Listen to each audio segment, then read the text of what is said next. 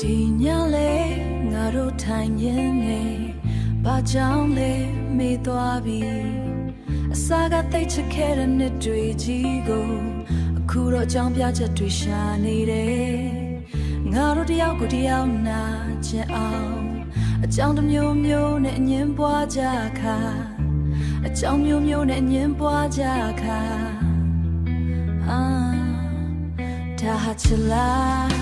အကျဉ်းတစ်ခုလားညီငွေသွားကြတာလားငါဘယ်နှခါပြန်ဖို့ကြိုးစားခဲ့လေမင်းကလည်းမင်းနဲ့မင်းငါတို့နှစ်ယောက်လေးနဲ့စင်လို့မြစ်တစ်ခုတည်းညောနေရုံပဲ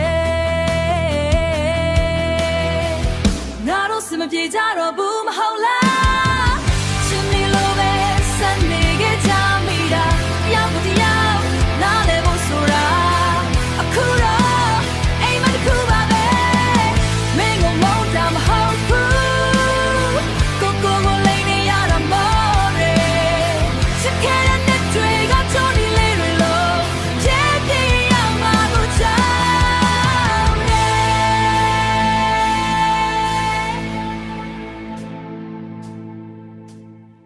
နေညာကမင်းအိမ်နေတော့ငါကြည့်နေမိတယ်ငါတို့ရင်ငါချစ်ခဲ့ကြတာတွေကိုဘယ်ချိန်ကဒီလိုသွားတာလဲငါကိုငါပြောင်းလဲမိန်းကလေးဖြစ်ချင်နေမျိုးလုံးတွေကငါကိုမမြင်တော့ဘူး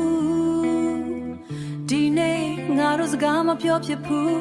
အိမ်ပြန်လာတဲ့ခါမင်းမတန်ကြရင်ငါရင်ခုန်ကကြောက်ရွံ့နေတယ်နောက်ထပ်နာကျင်ရမှာကိုငါတို့မကိုင်းညီတော့ဘူးသီလားအချစ်တစ်ခုတည်းနဲ့မလုံလောက်တော့ဘူးမင်းပေးတဲ့တိတ်ဆိတ်နေခြင်းတွေငါကိုတစ်ပြေးပြေးတတ်နေတယ်ငါထွက်သွားရမှာလားငါထွက်သွားရမှာလားကြံခဲ့တဲ့နှစ်တွေကိုဘယ်သူပြန်ပေးမလဲချစ်တဲ့ဆိုတဲ့စကားလုံးကအခုတော့ဒါတလည်းဖြစ်နေပြီငါ